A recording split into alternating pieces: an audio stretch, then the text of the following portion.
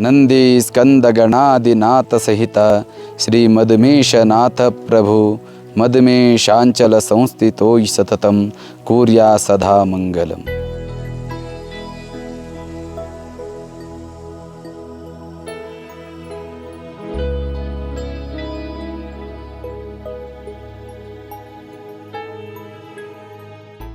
What's up? This is Harry. Welcome back to my YouTube channel. I hope you guys doing absolutely fine.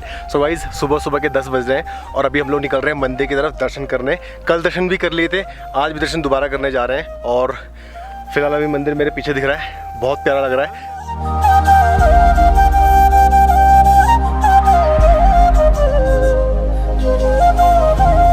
तो guys basically यहाँ पर थाली बनती है। थाली डिपेंड करती है कि आपको किस तरह की थाली चाहिए। फिलहाल अभी जो हमने थाली ली है मंदिर में चढ़ाने के लिए ये है 101 रुपये की। यहाँ पर 251 रुपये की थाली मिलेगी एंड 501 रुपये की थाली मिलेगी। So without any delay let's get started guys.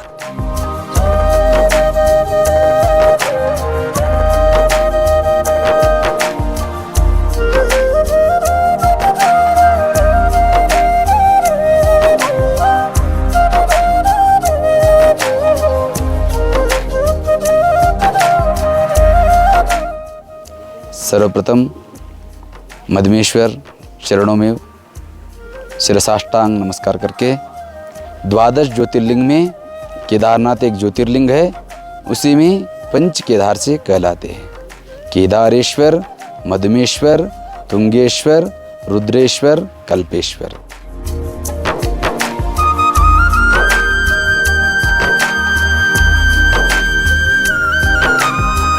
मैं ब्रह्मानंदनाथ बंगाल का तंत्र मार्ग का साधक हूँ। ये उत्तराखंड पूरा देवभूमि है, शिव क्षेत्र। 2016 में मेरे जीवन में एक हादसा हुआ था।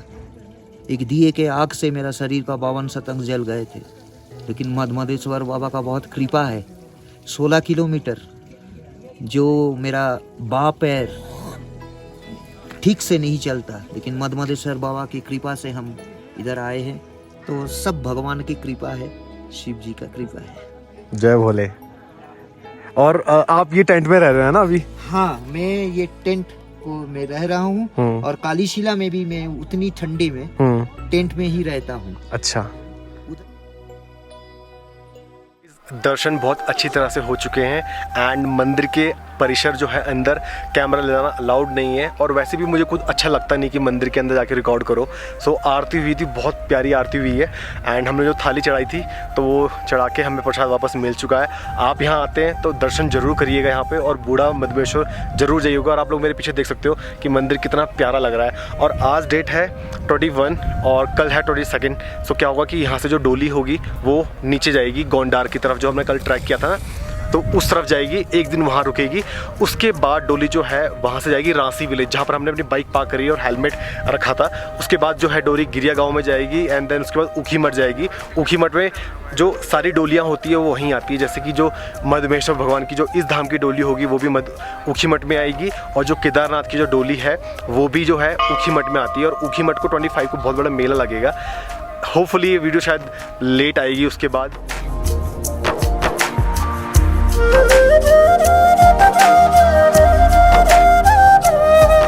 मेरा फर्स्ट ट्रैक है लाइफ का और कह लो गंदौर से थोड़ा ऊपर 2 या 3 किलोमीटर बाद मैं थक चुका था पूरा, मैं सांस छोड़ चुका था अपना। पर भोले बाबा की कृपा है और अपना श्रद्धा है और जो मन भक्ति है, अगर आप लगा दें पूरी अपनी, कोई दुनिया की शक्ति नहीं है जो आपको बीट कर सकती है। कोई दुनिया की शक्ति नहीं है। आप सबसे पहले विजय भव निकलोगे और मुझे नहीं लगता कि कोई भी चीज़ नामुमकिन है। कोई भी चीज़, अपनी श्रद्धा भाव पूरी लगा दो और झोंक दो अपने आप को। मुझे अपने हिसाब से, दोस्तों के हिसाब से मैं कहूँ तो बहुत टाइम लगा चढ़ने में, पर मैं चढ़ जरूर गया।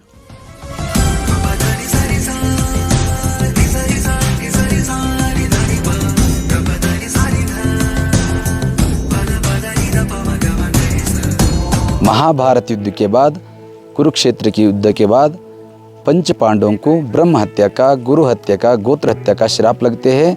श्राप विमोचन के लिए हिमालय पे भोलेनाथ का दर्शन के लिए आते हैं। दर्शनस स्पर्शनश्चैव कार्यम अंतर परिक्रमा दर्शन स्पर्शन से ही सभी का कार्य सिद्ध हो जाते हैं।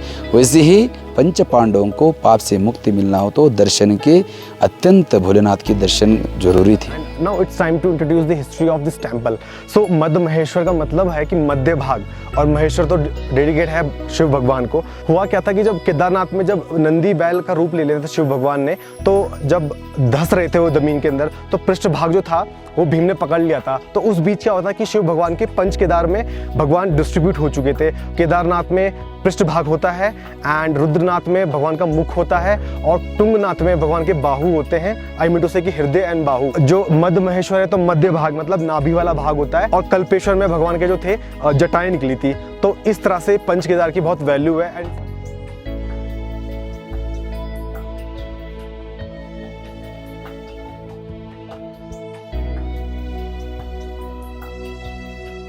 सो गाइस, जैसे मंदिर के कपाट बंद होने वाले हैं कल, और आज 2 बजे से जो है यहाँ पर पूजा अर्चना स्टार्ट हो जाएगी।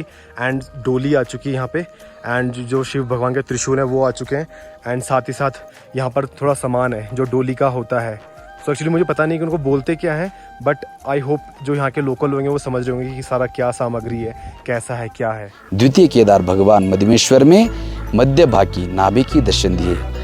ये नाभि की पूजा होती है। लिंग मध्य जगत सर्वम, लिंग के अंदर ही 36 कोटि देवता लोग अड़क हुआ है। देवों की देव महादेव की पूजा करने से 36 कोटि देवता लोगों को पूजित किए तो जितना पुण्य फल मिलते हैं उतना ये पुण्य शिव जी को पूजा करने से भी प्राप्त हो जाते हैं। वैसे मध्य भाग की यहाँ भोलेनाथ दर्शन दिए।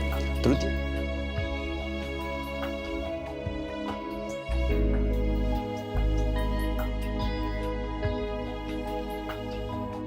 सो गाइस, जितनी वैल्यू केदारनाथ टेम्पल की होती है उतनी ही वैल्यू इस मंदिर की भी है, क्योंकि पंच केदार में से यह एक केदार होता है। बट आजकल क्या होता है कि लोग ज़्यादा केदारनाथ ज़्यादा जाते हैं, तो मैं आपसे रिक्वेस्ट करूंगा कि अगर आप केदारनाथ जा रहे हैं और कहीं तुंगनाथ जा रहे हैं तो एक बार आप मध्य महेश्वर जरूर घूमिएगा। बहुत प्यारी जगह है, और यहाँ पर फैसिलिटीज़ से लेके बात करूँ अगर तो बहुत अच्छी फैसिलिटीज़ हैं। आपको स्टे का मिल जाएगा और काफ़ी अच्छी फैसिलिटीज़ मिल जाएगी, व्यू देखने को मिलेगा, साथ साथ आपको चौखंबा पर्वत भी देखने को मिलेगा। एंड साथ में आपसे रिक्वेस्ट करूँगा अगर आप इस मंदिर में आते हो तो यहाँ से 1.5 से 2 किलोमीटर का जो ट्रैक होने वाला है बूढ़ा मधमेश्वर के लिए, आप वहाँ भी जरूर जाइएगा।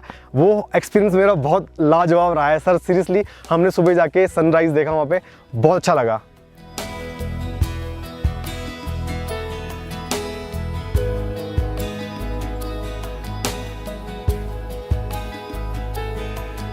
सो गाइस, मंदिर के जस्ट पीछे भी कुछ 2-3 मंदिर बने हुए हैं। तो आई थिंक कोई बोलता है कि भैरव मंदिर है, कोई बोलता है गौरी मंदिर है, नॉट श्योर, बट बने हुए हैं। तो अगर आप लोग दर्शन करते हो यहाँ पर आके तो आप पीछे का मंदिर के दर्शन भी कर सकते हो साथ ही साथ। और परिक्रमा करना मत भूलिएगा इस मंदिर की, बहुत मान्यता मंदिर है मध्य महेश्वर मंदिर की। लेकिन यहाँ आकर कुछ पाप कृत्य किए तो वो वज्र से भी कठोर बन जाते हैं। वैसे ही शिव जी तो जल प्रिय ही है, लेकिन यहाँ तो मधमेश्वर दूध प्रिय है। यहाँ तिब्बत के राजा थे, उनके पास हजारों गाय थे। उसी गाय में एक गाय आकर हर दिन शिवलिंग के ऊपर दूध चढ़ाते थे, अभिषेक करते थे वो। लेकिन राजा को पता चला हमारा गाय हमारा आस्थान में दूध नहीं दे रहे, कहीं ना कहीं अलग जगह पे दे रहे। शोध लगाना बोल के इसका पीछे लगा के पीछे आ जाते, तब तक गाय शिवलिंग के ऊपर दूध चढ़ाते रहते हैं। तब राजा को गुस्सा आ जाते, फरसा लेके मारने जाते। लेकिन भोलेनाथ का काम क्या है, किसी को भी संकट आए तो रक्षा करने वाले देवों की देव महादेव है। वो मार खुद भोलेनाथ ने खाते हैं। वो गाय को अलग छलांग मार देते, स्वयं वो साक्षात कैलाश चले गए कहते हैं। तब से वो राजा को ब्रह्म हत्या का, गोत्र हत्या का, गुरु हत्या का श्राप लगते हैं अभी भी। तब उसके बाद उन्हें यहाँ अभिषेक कर देते हैं, पूजा पाठन करके वो पुत्र को भी त्यागित कर देते हैं। सारे गाय उस समय में सब अजीवित हो जाते हैं। तब भोलेनाथ के ऊपर अभिषेक करके क्षमापण कर ले तो भोलेनाथ क्षमा करके उन्हीं को, पुत्रों को भी और सारे गाय को जीवित कर देते। फिर पंडित जी, बूढ़ा केदारनाथ की जो स्टोरी है वो क्या है? बूढ़ा मधमेश्वर में कोई कहते उसको तो लिखित रूप तो कुछ है ही नहीं, लेकिन कोई बोलते बुजुर्ग अवस्था में, वृद्धावस्था में दर्शन दिए भोलेनाथ कहते हैं। लेकिन दर्शन दिए बोल तो किसको दिए वो प्रश्न हो जाते आगे, लेकिन लिखित रूप से कुछ नहीं मिलते। बूढ़ा मधमेश्वर ऊपर जाने वाले को वहाँ स्वयंभू शिवलिंग है, जहाँ शिव जी प्रत्यक्ष हो गए वहाँ शिवलिंग साक्षात्कार है, ऐसी इतना तो प्रूफ बोल सकते हैं हमने। जहाँ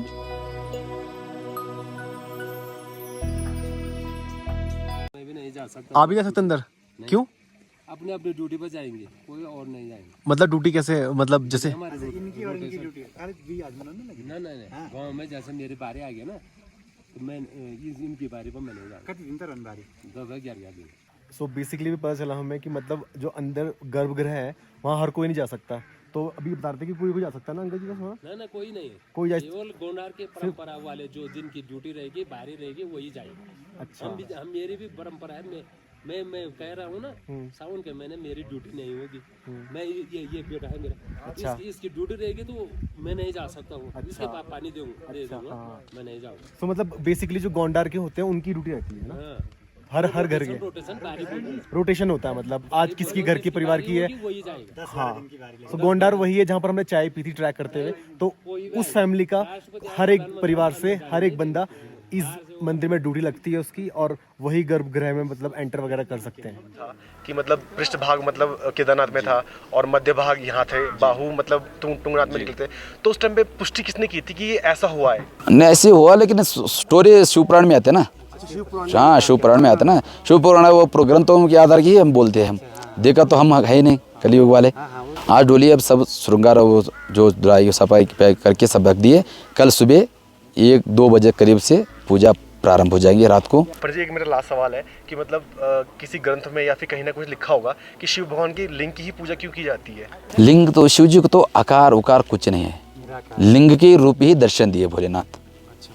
लिंग हम बोलते ना, लिंग मध्य जगत सर्वम, लिंग के अंदर सारे सृष्टि अड़क हुआ है, उसी में 36 कोटि देवता लोग भी उसी में अड़क हुआ है।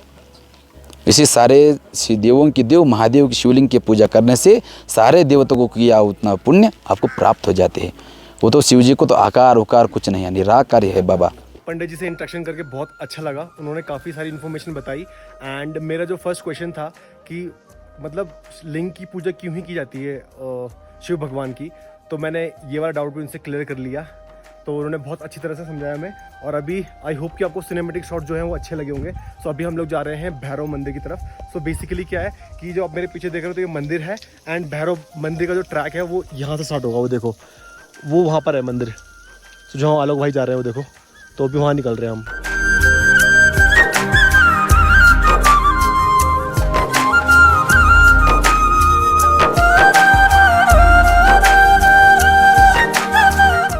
अंदर भैरव भगवान की मूर्ति है। तो ये आपको जो है, अगर आप मध्यमेश्वर धाम आ रहे हो तो उससे आपने 10 या 15 कदम आपने आगे आना है, एंड आपको ये मंदिर मिल जाएगा। तो यहाँ पर भी आप दर्शन कर सकते हो, एंड यहाँ से आपको बहुत प्यारा प्यारा व्यू देखने को मिला है, जैसे आप देख रहे हो ऊपर, और इस साइड भी देखोगे। सो मतलब यहाँ पर आना ना वर्थ है। साथ ही साथ जो है वो कल डोली जा रही है, तो डोली जाने की जो प्रिपरेशन है वो अभी से स्टार्ट हो गई है। एंड आज शाम को जो आरती होगी, तो मैं सोचा हूँ कि मैं उस आरती को भी अटेंड करूँ शाम को। काफ़ी अच्छा एक्सपीरियंस रहा मेरा ये। आई होप कि आपको ये शॉर्ट वीडियो अच्छी लगी होगी, एंड और काफ़ी इन्फॉर्मेटिव रहा होगा जो लोग क्यूरियोसिटी रखते हैं कि इस मंदिर की हिस्ट्री क्या है, कैसा है। सो मैंने अपने थोड़े से एफर्ट्स मारे थे और आप तक ये वीडियो पहुँचानी थी, और मेक श्योर कि आप वीडियो शेयर करना। I think it's the right time to end this vlog. ठीक है तो भाई ब्लॉग एंड करते हैं। तो गाइस मिलते हैं ऐसे किसी फ्रेश ब्लॉग में once again. Till then ride safe, be safe, keep loving, keep supporting. This is Harry, that's Alok. जय बाबा मधेश्वर जी। Bye bye.